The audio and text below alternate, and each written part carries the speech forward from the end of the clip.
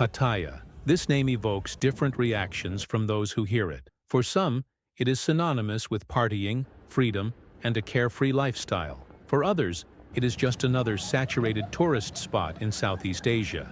But what few people do is confront this city head-on, with their eyes wide open, and without the filters that usually obscure its true essence. That is exactly what I decided to do. Walk along Beach Road with a camera in hand, attentive eyes, and an open heart. No cuts, no rehearsed script, just a faithful record of what it is like to be there, in real time. The idea of this video is not to sell you a dream. I don't want you to finish watching with an idealized image of a perfect place or an exotic paradise. It is also not about exposing problems or criticizing different cultures with a foreign gaze. It is, in fact, an attempt to show what my eyes saw. And perhaps, who knows, it will help you see Pattaya in a more human, honest, and complete way. Many people who visit Thailand pass through Pattaya, but few stop to truly understand what it represents. Many see the lights, the bars, the parties, but few try to see what lies behind the vibrant facade. Beach Road is more than a seaside avenue. It is a microcosm of the entire city. There, in just a few kilometers, different realities, cultures, and intentions blend together. It is where luxury meets simplicity, where the European tourist crosses paths with the Thai vendor, where laughter mixes with the tired silence of those who work every day under the scorching sun. Therefore, in this video, the proposal is simple: to walk.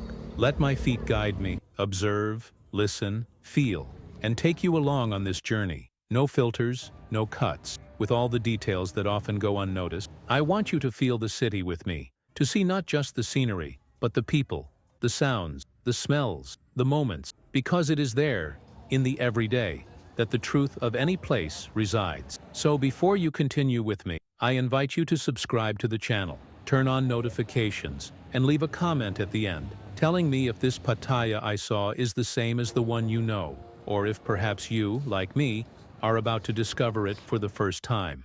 The heat was the first real impact when I set foot on Beach Road. It wasn't the inviting warmth of a paradise beach, the kind that appears on postcards with palm trees and blue skies. It was a dense, sticky, almost oppressive heat. The humidity seemed to cling to the skin, while the sun reflected harshly off the metallic surfaces of cars and the glass windows of the seaside building. And yet, there was something there that called out. A silent invitation to move forward and see closely what Pattaya really is. The sea to the left looked calm, but not completely clean. Small waves gently broke on the strip of sand, where a few people walked or simply observed the movement. It wasn't a magazine cover scene, but it had its own charm. The smell of the sea mixed with street food aroma, gasoline, and some sweet perfume from someone who hurried past me. And there it was, the first sensation. Everything happens quickly, all at once, in every direction. People walk in a continuous flow. Tourists from all over the world mingle with local workers, each following their own path. Older men walk slowly with small backpacks. Young people with phones in hand record everything around them. Thai women pass by on motorcycles with decorated helmets and market bags hanging from the handlebars. Each face seemed to tell a different story. And there I was, trying to absorb everything without haste. The sound of the city is a landscape in itself. There is a constant urban soundtrack that never stops. Impatient honks, tuk-tuk engines, music coming from shops, quick phrases exchanged in Thai, English, Russian, and even German.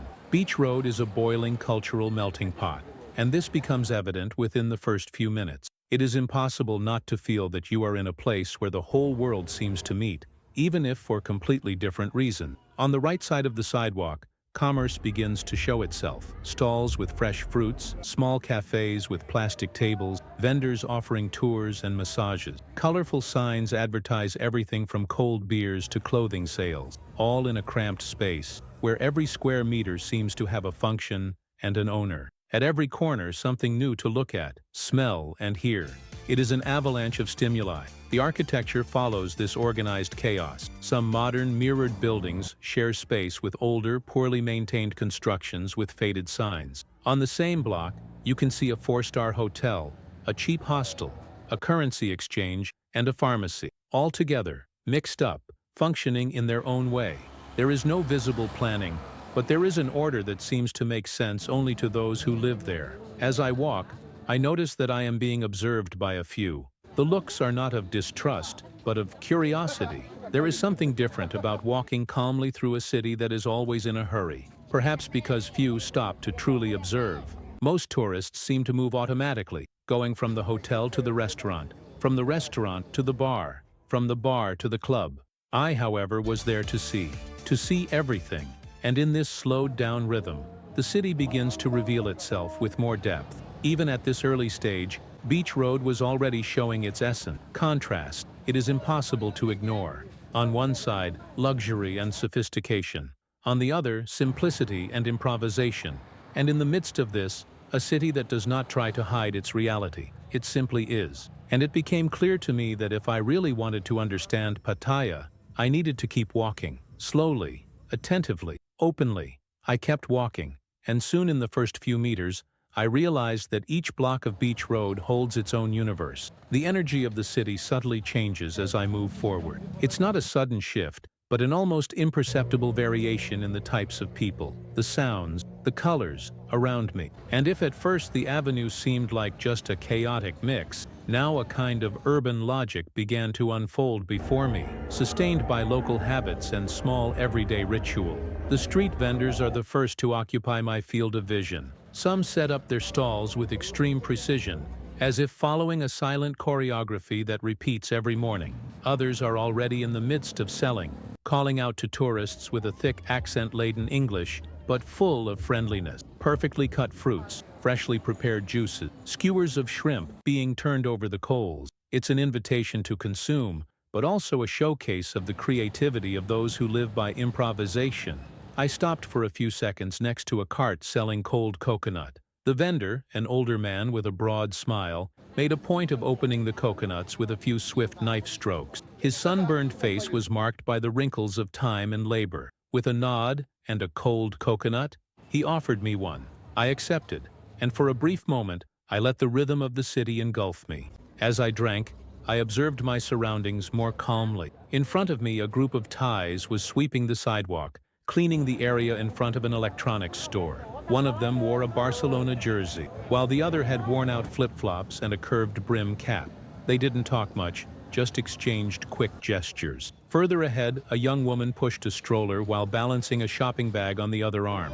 This was the Pattaya that doesn't appear in tourist brochures, the one of routine, of work, of the heat faced every day. Even the tourists seemed to fall into this rhythm, even if just for moments. I saw a European couple standing in front of a display of local clothing, discussing prices with the saleswoman. They were using translation apps to try to understand each other. She smiled, pointed, typed on her phone, and showed the screen. He responded patiently while her husband waited seated on a concrete bench, fanning himself with a pamphlet. The contrast between the world of tourists and the lives of locals is constant, but somehow it seems to coexist without conflict. There's a curious coexistence there. No one seems to really mind the other. It's as if everyone accepts this informal agreement. The city belongs to everyone, at least for that moment. As I walked, I started paying more attention to the structure of the city. The sidewalks at many points were uneven, some poorly filled potholes, loose manhole covers,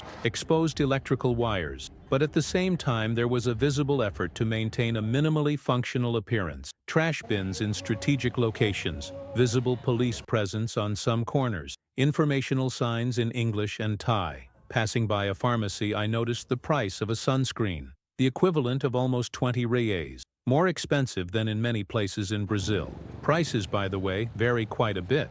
At one kiosk, a bottle of water costs double what it does in a 7-Eleven. The logic seems simple. The closer to the sea, the more expensive. But no one complains much. Consumption here has a different rhythm. Everything is negotiable, and haggling is still a living art.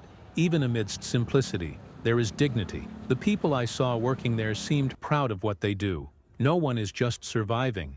They are living, with all the limitations and all the small victories that each day offers. This was clear in every glance, every gesture, every small detail. These first blocks showed that Pattaya is not just a tourist destination.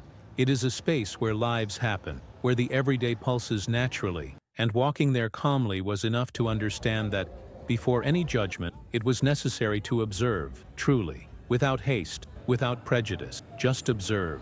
As I continued my walk, the city began to change tone. The transition was not abrupt, but noticeable. The sound of music grew louder, the signs became more eye-catching, and the facades of the buildings more standardized. It was as if I was leaving the heart of everyday life and entering the showcase of Pattaya, the part of the city designed to enchant, seduce, and keep the tourist comfortable within their expectation. The hotels began to dominate the landscape. Large structures with English names, modern logos, entrances with glassed-in receptions, and uniformed staff. Some were imposing, with fountains, well-kept gardens, and balconies overlooking the sea. Others were more discreet, but still clearly prepared to welcome foreigners. And the most interesting thing is how everyone seemed to mold themselves to the same customer profile, the one who wants to be close to the action, but with a minimum of safety and comfort. Right next to the hotels, an endless array of restaurants. There was everything: Italian, Japanese, Indian, Mexican, American fast food, vegan food, and of course, a good variety of Thai dishes. The menus were displayed at the entrance, almost always with colorful photos of the dishes and prices in baht, dollars, and sometimes euros. It was evident that the target audience there was not the local resident. The waiters tried to attract passers-by with friendliness, waving menus in hand, speaking English with various accents. Some even risked a few words in Russian or Chinese, depending on the group passing by. There was a silent competition for attention, as if each restaurant was in constant competition with the one on the next corner. The diversity was impressive, but it also made clear how much the city had been shaped by the visitor's gaze. I entered a small cafe with cold air conditioning and a minimalist yet cozy decor. I ordered an iced coffee and sat near the window.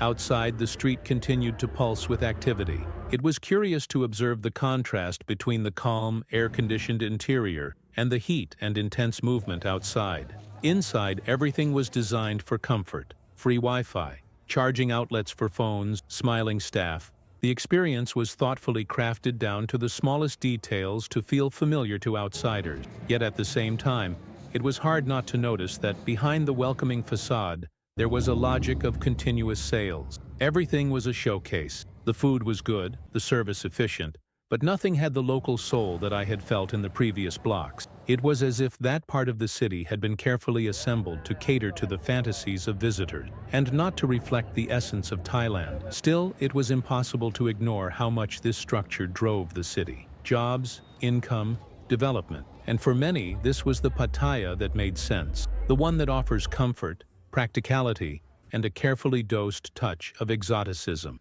Understanding this was also part of the journey. After all, to see the city as it truly is, you have to accept all its layers. It was precisely when I stepped out of that more touristy zone, with the cold cafes and bilingual menus, that the contrast began to hit harder. Within minutes, the atmosphere changed again. The hotels gave way to shorter buildings, some with weathered facades, peeling paint, and electrical wires hanging like makeshift webs. There were still tourists, of course, but now the number of locals visibly increased. The rhythm was different, rawer, more real. Pattaya has this unique characteristic of placing two worlds side by side that, in other contexts, would hardly touch. It's as if, upon turning a corner, you cross a portal that takes you from comfort to improvisation. On one side of the street, a resort with an infinity pool, room service, and a spa with exotic aroma. On the other, a modest boarding house with clothes hanging out of the windows and an elderly woman sweeping the sidewalk with a straw broom. There is no barrier between these two worlds. They coexist. They face each other every day. This contrast is not just architectural or financial. It is cultural. A type of silent tension hangs in the air. On one side, tourists in designer clothes, expensive accessories, and the latest generation smartphones. On the other, local workers in faded t-shirts, flip-flops, and always watchful eyes, not out of suspicion, but for survival. Here, the day does not end when the sun sets. For many, that's when it really begins. It's impossible to talk about Pattaya without mentioning sex tourism, although that is not the focus of this walk. Still, it is present, lurking in the subtext, in the discreet facades of certain establishments, in the glances that cross at specific corners. But the point here is not judgment, it's observation. And the truth is that there is a whole parallel economy operating on this logic. a network of people who live off this, directly or indirectly. Ignoring this would be omitting an important part of what makes Pattaya what it is. Amid this setting, I see young Thai women sitting on benches, smiling at passers-by. Some are looking at their phones, while others simply observe. There is no direct approach. Everything seems to function through implicit codes, almost invisible to those who are not attentive. But they are there, and they are part of the urban landscape just as much as the palm trees or the food stalls. Walking a little further, I come across a small temple, almost hidden between two buildings. Fresh flowers have been placed before the image of Buddha. The scent of incense lingers in the air, and an older man bows silently. I stand still for a few moments, watching from a distance. It feels like a subtle reminder. Despite the chaos and extremes, spirituality still finds space. Even there, amid the noise of motorcycles and beer advertisements, there are moments of silence, faith, and respect. Thailand is a deeply spiritual country. Buddhism is woven into everyday life, even in the most unlikely places, and this detail further reinforces the contrast of Pattaya. Because while there is partying and commerce in all directions, there is also devotion, tradition, and a kind of silent balance between the old and the new, between the sacred and the mundane. By the end of this part of the walk, I began to realize how the city does not try to hide these opposites. They are not camouflaged, they are exposed, and perhaps it is this transparency that makes everything so unsettling for those who observe closely. Pattaya does not want to be perfect. It is what it is, without apology, without promising what it cannot deliver. And that, deep down, is what stands out the most. The courage to show itself completely, with all its excesses and all its shortcomings. For many, this mixture may seem incoherent. To me, it seemed human, deeply human. After observing the evident contrast between luxury and simplicity, between consumption and spirituality, I turned my focus to the people. Because in the end, they are the ones who bring any city to life. And Pattaya, more than its buildings, beaches, or bars, is made of people. People of all kinds, coming from all corners, living completely distinct realities, but sharing the same urban space. The first conversation happened without me planning it. I was standing at an intersection waiting for the traffic light to change when a Thai man struck up a conversation. He spoke English with difficulty but made an effort to be understood. He asked where I was from, if I liked Thailand, and what I was doing alone, walking around Pattaya with a camera hanging around my neck. I responded with the basic, and he smiled. He said he worked as a private driver and that, even after years in the city, he was still amazed by the number of new people arriving every day. Every day there's someone different. Pattaya never sleeps, he said, and he gave me a pat on the shoulder before moving on. That simple and brief exchange stayed in my mind for a long time, because it captured something essential. Pattaya is not just a destination for those coming from outside, but also home to those who make this place function, and those faces that often go unnoticed, the ones who serve food, who clean the sidewalks, who drive the tuk-tuks, are a fundamental part of this machinery. I kept walking and started to pay even more attention. I saw a lady sitting in a plastic chair in the shade of a tree. She was selling handmade flowers, the kind used for offerings at temples. She had slender, nimble fingers and a serene face. When she noticed I was watching her, she smiled. She didn't offer me anything. She just smiled. That gesture, in that context, said a lot.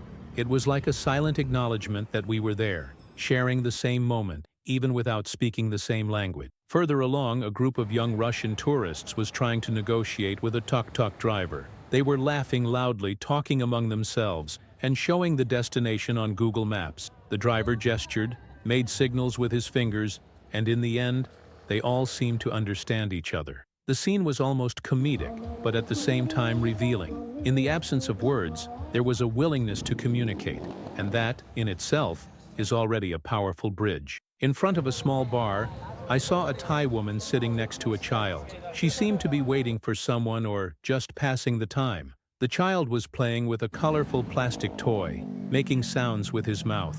No words were exchanged between us, but the scene brought to mind a simple truth. Even in the midst of a city so focused on tourists, life goes on. Mothers take care of their children. Children play. People wait, rest, live. These small encounters, these anonymous faces, make up a patchwork that says much more about Pattaya than any tourist attraction. It is there, in the unpretentious gesture, in the exchanged glance, in the quiet routine, that the soul of the city resides. Walking through Pattaya is not just about observing facades and contrast. It is, above all, about crossing paths with stories that happen on the margins of what is shown in travel guides. And if you are willing to see with attention, you will realize that the true treasures of this place are in the details, in the silent smiles, in the brief conversations, in the humanity that persists amid the chaos. The light began to change slowly. First, almost imperceptibly, as if the sun were just taking a break after hours of intense heat.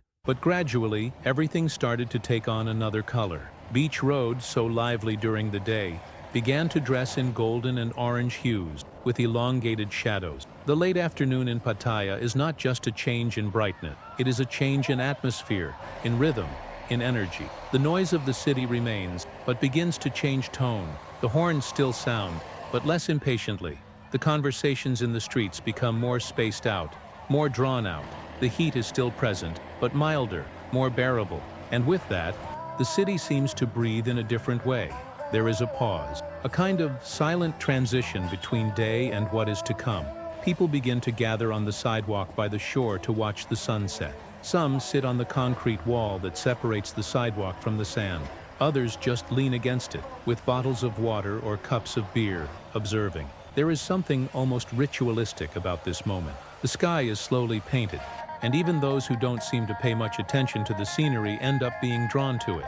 It is impossible to ignore the beauty of this light filtered through the thin clouds that cut across the Thai sky. On the sand, small groups of friends are chatting. Some children are still playing near the water. A man walks with a dog, while another adjusts a fishing net, looking out at the sea as if calculating the exact time to return to work. Everything seems to slow down, as if Pattaya also needed a break before the next phase. The artificial lights begin to appear. The poles along the shore light up in sequence, creating a thin line of white glow on the sidewalk. Signs from bars and restaurants begin to flash in red, blue, and green. Soft music starts to come from speakers. It is not loud enough to dominate the environment, but it is already a clear sign. The night is coming, and with it, another Pattaya. Observing this moment, I realize that it carries something special. The sunset seems to be the only moment of the day when the city does not impose itself. It simply is. It doesn't try to sell, seduce, or entertain. It just exists in silence. And in that silence, those who observe with attention can capture the most important transition of the day, the one in which the city changes its face, sheds its skin, and reveals a new identity. It is in this atmosphere that I keep walking. Night is approaching, and along with it, the promise of a different kind of movement, more intense, more eye-catching, more unpredictable. The Pattaya of the day begins to say goodbye, while a new version of the city prepares to take control. As night falls completely, Pattaya takes on another form. What was once a bustling city, still within the confines of daytime routine, now becomes a kind of living stage. Beach Road lights up with pulsating signs, neon lights, bar lights, and small spotlights thrown onto sidewalks to attract passers-by. It was as if a second shift of the city began there, bolder, noisier, more direct. The first thing that changes is the sound. The city's soundtrack transforms. What was once urban noise, motorcycles, voices, horns, now mixes with electronic beats, pop music, and even classic rock playing at high volume in the bars that are starting to fill up. The invitations become more insistent. Happy hour, my friend? Beer for 60 baht. Come, come, good music. The staff, now in colorful shirts or flashy outfits, try to lure tourists with broad smiles and promises of fun. The flow of people doubles, perhaps even triples. Solo men, couples, groups of friends, young Thais mingling with foreigners of all ages. The street develops its own rhythm, almost like a river flowing without a fixed direction. The sidewalk that once allowed for a leisurely stroll now demands more attention. There are more bodies, more voices, more distractions, and, along with that, the feeling that anything can happen at any moment. I saw a group of tourists sitting at an open bar, laughing loudly with empty bottles already lined up on the table. Next to them, a street musician sang a cover of Bob Marley, with a straw hat thrown on the ground to collect coins. A little further ahead, two men were haggling prices with a motorcycle taxi driver. It was an uninterrupted sequence of small scenes, each with its own story, all coexisting in the same space. The presence of sensuality also intensifies. There are more glances, more gestures. Some women, dressed provocatively, stroll in groups or position themselves at strategic points on the street. Some bars have pole dances, red lights, louder music. Everything there is explicit, but not blatant. Pattaya at night doesn't pretend to be what it's not. It shows its more straightforward, rawer side, more focused on pleasure and consumption. And this can both fascinate and frighten. In the midst of all this intensity, it's easy to understand why the city attracts many and repels others. For some, it's an adult playground where everything seems allowed. For others, a jungle of excess that's hard to decipher. But for those who observe carefully, there are more nuances there than one might think. Amid the glow of the neon signs and the strong smell of drinks and fried food, there are exhausted workers, young people looking for opportunity, lonely foreigners, couples seeking adventure, and even those who just want to listen to music and have a cold beer after a hot day. I also saw the other side of that night. Men sitting alone on benches, staring into the void. Young people visibly drunk being supported by friends. An older foreign man being helped by a staff member after feeling ill on the sidewalk. It's these small cracks in the shine of the night that show that not everything is a party. There is a price behind the continuous fun, and not everyone can afford it emotionally. Still, there is something magnetic about this illuminated darkness, a kind of energy that cannot be explained, only felt. Pattaya at night is unpredictable. It envelops you, confuses you, provokes you, and if you're not careful, it can swallow you whole. But if you're willing to look beyond the surface, there's much to learn there, about humanity, about desire, about loneliness, about coexistence. I kept walking. I didn't enter any bars. I didn't accept the invitations.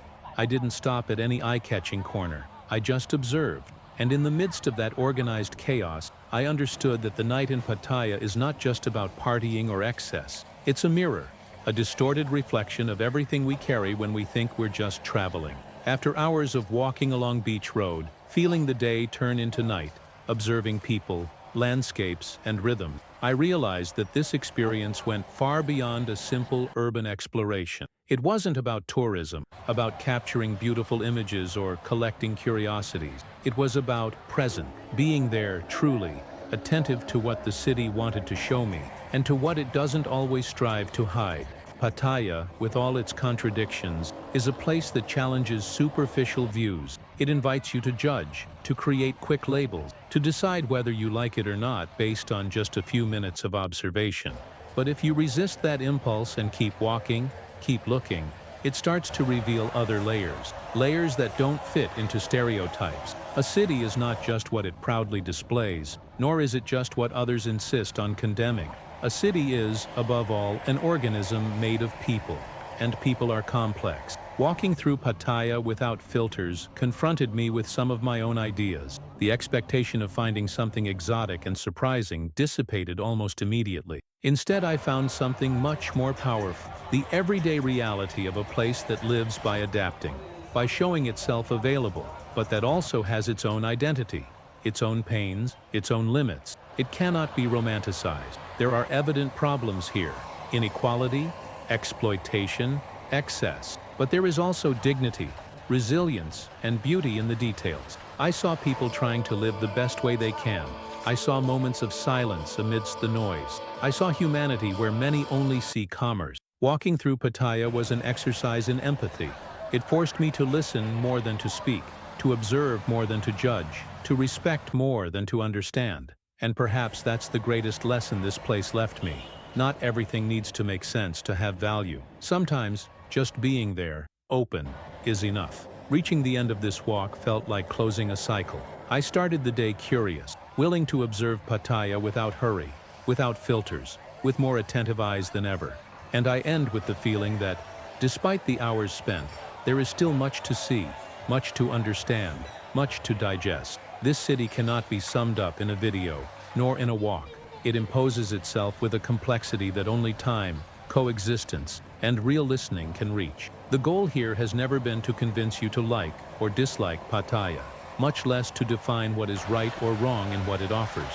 What I wanted, and I hope I succeeded, was to show a sincere, unfiltered glimpse of a place that is often reduced to cliches, to show that behind the lights, the parties, and the tourist smiles, there is a living city, made up of routines, daily battles, and stories that are not always told. If you have made it this far, walking with me on this journey, I thank you, because more than just seeing beautiful images, you chose to look at a city with depth. You were willing to see what normally passes quickly by the window of a car or through the feed of a social network, and that, in itself, changes everything. Pattaya is plural, it is intense, it is contradictory, and that is what makes it real. It does not fit into ready-made formulas. It cannot be explained with a caption, and perhaps that is why so many people return, not because they understood, but because they still have questions. If you know Pattaya, I want to know, was this the city you saw too, or did you have a completely different experience? If you have never been here, did this walk spark your curiosity, or did it make you feel strange? Tell me in the comments. I really want to know how all of this resonated on the other side of the screen. And of course, if you like this way of exploring places in a more human, down-to-earth way, subscribe to the channel. Turn on notifications so you don't miss the next videos. I am already preparing new destinations, always with the same perspective, that of real observation, without filters or artificial scripts. Pattaya taught me that the best way to know a place is to walk through it, and that sometimes walking slowly says more than any travel guide. Thank you for accompanying me this far. I'll see you on the next journey.